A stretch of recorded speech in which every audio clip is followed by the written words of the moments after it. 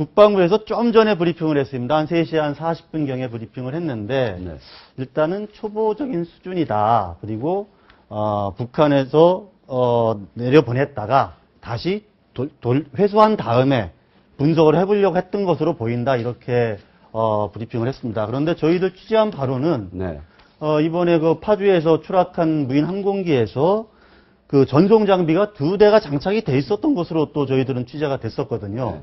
누구의 말이 국방부의 말을 일단 믿어야겠지만 이런 좀 상황이고 이만큼 사실 좀 민감한 사안인데 장착은 돼 있었는데 안 보낸 거 것으로 추정된다 이런 얘기가 아닌가 싶습니다. 국방부에서는? 꼬리 부분에 달려 있는 건 확인이 됐는데 네. 실제로 전송은 안 된 것으로 본다는 것으로 저는 들었습니다. 그러니까 국방부의 브리핑 내용 그런 정도로. 그러니까 없다는 게 아니라 있는데 네. 그렇다면 참 다행이죠. 그렇다면 청와대를 다 다행인데. 찍어갔는데 이게 전송됐으면 그야말로 청와대 보안이 그냥 노출됐다는 거 아니겠습니까? 사실은 제가 네, 그렇죠. 이제 그런데 아마 국방부는 지금 처음 발표하는 거는 상당히 보수적으로 아주 최저선을 놓고 발표한 것 아닌가라는 생각이 듭니다. 제 말씀이 사실 그런 말씀이었는데. 네. 그래서 아마 좀 더 수사가 진행이 되고 조사가 진행이 되게 되면 좀 더 명확히 밝혀질 것으로 생각되어지만 가능성이 좀 상당히 높다고 생각합니다. 전송 장치가 있었을 거고 그런 전송 장치를 통해서 이미 전송이 됐을 가능성이 상당히 높다라고 저는 생각합니다.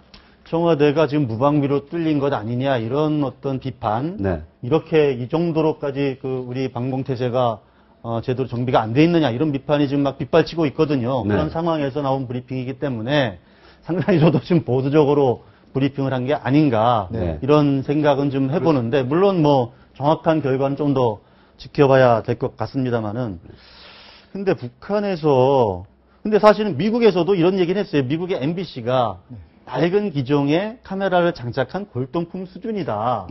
이런 식으로 좀 이야기를 했습니다. 근데 사실은 사진만 보면 뭐 크기도 작고 저기에서 뭐 얼마나 찍어갔을까 싶은 생각도 사실 들긴 하거든요.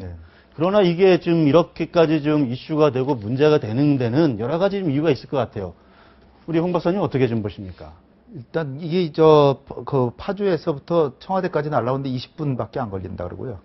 그동안에 이제 국도 1호선, 1호 국도라 그러나요? 그렇죠. 파주에서 이제 서울로 들어오는 사유로 이쪽을 따라서 쭉 찍어왔는데 청와대 근접에서는 파주 근처에는 8초마다 한 장씩 찍고 청와대 근접에서는 4초마다 한 장, 청와대 상공에서는 1초마다 한 장씩. 그래서 190장을 찍었다는 건데요. 그러니까 그 해상도가 어느 정도 되는지는 명확히 지금 모르겠지만은 대통령의 신변도 위험하다 이렇게 생각이 되고요. 지금 만약에 기존에 무슨 루틴이 있다면 그거 바꿔야 되지 않을까. 뭔가 신변 보호 강화 조치를 뭔가는 취해야 될 거라고 일단 생각이 되고요. 전송이 안 됐다면 다행이지만 전송됐다는 것을 가정하에 우리가 만반의 대비책을 세워야 되고 다행인 것은 그나마 정찰기였기 때문이지. 사실 이 지금 보낸 항공기가 중국제 무인 항공기 D4를 개조한 거 뭐 방연 1이라는 것에 그거보다 조금 작은 건데요. 중국제보다. 여기 폭약도 20km 장착할 수 있답니다. 본래 방향 정찰기 그거는 좀 1.9km밖에 안 되지만 본래는 한 3점 몇 킬로, 3점 몇 미터짜리인데 거기다는 폭약도 장착할 수 있는데 아직은 북한이 그런 짓은 안 했지만 여참 그런 짓도 할 수 있다는 거 아닙니까? 그러니까 지금 적어도 레이더 탐지 시스템이 지금 있긴 있지만 저런 정도 2m 정도 되는 거는 새대로 그냥 보인다는 거예요. 그러니까 이게 정찰기라고 안 보이면 그 의미가 없는 거죠, 사실. 그런데 저런 위험이 있었다는 거를 마치 새롭게 느끼는 것처럼 했는데 이게 너무나도 청와대를 촬영하고 갔다니까 너무나도 섬뜩한 거죠. 그래서 심각한 건 사실은 청와대까지 나로는 충분한 시간이 있었음에도 불구하고 그것을 감지 못했다라는 우리 방공 시스템 문제가 된 거죠. 그러니까 우리가 허를 찔린 거라고 볼 수 있겠습니다. 그러니까 과연 북한이 그럴까라는 그런 설마가 사람을 잡는다 그런 식이 된 거죠. 지금 상황으로 보게 되면. 저거는 일단은 레이더상으로 안 잡혔다는 거죠 지금. 그렇죠. 잡히더라도 새로 보인다는 거죠. 새래도 뭐 좀 2m니까 좀 큰 새지만은 사실상 일단은 공간에서 이런 정찰기가 아닌 공격용 무인 항공기를 보내도 우리는 그거를 탐지할 수가 없다. 지금 이런 상황으로 봐야 됩니다. 공격용은 조금 더 큽니다. 한 5m 정도 되니까 그 정도는 식별할 가능성이 있지만 못할 수도 있는 거죠. 지금 2m짜리 못했으면 5m라고 꼭 할 수 있다는 보장은 없죠. 그게 뭐 밤에 오든지 뭐 이렇게 되면 더 이제 식별이 안 되고. 1986년으로 네. 얘기가 가는데요. 독일의 러스트라고 하는 청년이 20살짜리 대학생인데 세스낙이라고 하는 글라이더를 타고 그렇죠. 예. 크레물린 궁전 앞에 맞습니다. 붉은 광장에 예. 내렸어요. 그 당시에 사태인 줄 알았던 거죠. 그 당시에 수많은 별들이 다 떨어졌습니다.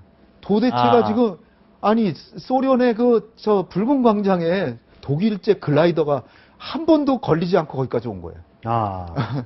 근데 거기에 네. 이제 뭐 이런 우려를 제기하는 그 군 전문가들도 계시더라고요. 만약에 폭탄 네. 20kg 아니면 무슨 생화학 무기 같은 걸 거기다 탑재해서 그냥 뿌려버리면 그러면 그거 누가 저질렀는지도 모르고 속수무책으로 당할 수 있는 거 아니냐. 네. 이런 우려를 제기하는 그런 가능성은 충분히 있습니다. 사실 무인 항공기라는 것이 누가 보냈는지도 모르게 자기네들이 공격할 수 있는 것이고 주야 언제든지 자기네들이 선택할 수 있고 저고도로 날아올 경우에 레이더에 탐지할 수 없기 때문에 일종의 테러용 무기로도 충분히 활용할 수가 있는 거죠. 우리가 뭐 영화에서 많이 나왔던 뭐 프레데터라든가 글로벌 학 같은 경우 상당히 큰 기종이기 때문에 탐지가 가능하지만 사실상 적어도 무인 항공기는 굉장히 탐지가 곤란합니다.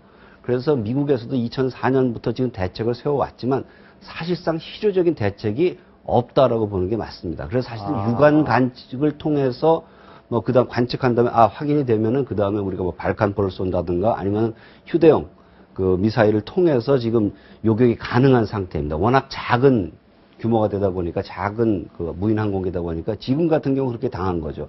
그리고 굉장히 심각한 것은 아까 홍현희 박사님께서 말씀하셨듯이 영상 이미지가 이제 북한 손에 넘어갔다라는 거죠. 물론 이제 영상 이미지를 다른 여러 가지 방법을 통해서도 확보할 수 있지만은 과거 같은 경우는 대개 이제 뭐 동경 몇 도, 북위 몇 도 해가지고 좌표를 찍었는데 이 좌표 플러스 영상을 같이 복합을 해서 굉장히 정확도가 높은 공격을 할 수 있다. 그 가능성이 상당히 우리에게 현실로 다가왔다라는 점에서 볼 적에 우리가 방공 대책을 굉장히 신중히 아주 그리고 철저히 세워야 될 그런 시점이라고 봅니다. 예를 들어서 청와대 방공망이 뚫린 것도 뭐 엄청난 문제고, 그래서 잠실 경기장에서 야구하는데 그렇죠. 관중들이 엄청 많이 모이는데 거기에서 만약에 뭐 무인 항공기가 와서 무슨 생화학 뭐 이런 무기를 탄을 터뜨렸다. 예를 들면 이런 거를 상상을 해볼 수 있지 않겠습니까, 우리가? 상상이 아니라 지금 미국은 이라크전이나 아프가니스탄 전쟁에서 실제로 많이 활용을 해가지고 탈레반은 거의 이 드론이라고 하는 이 그거에 의해서 무인기인데 정찰만 하는 게 아니라 공격도 합니다.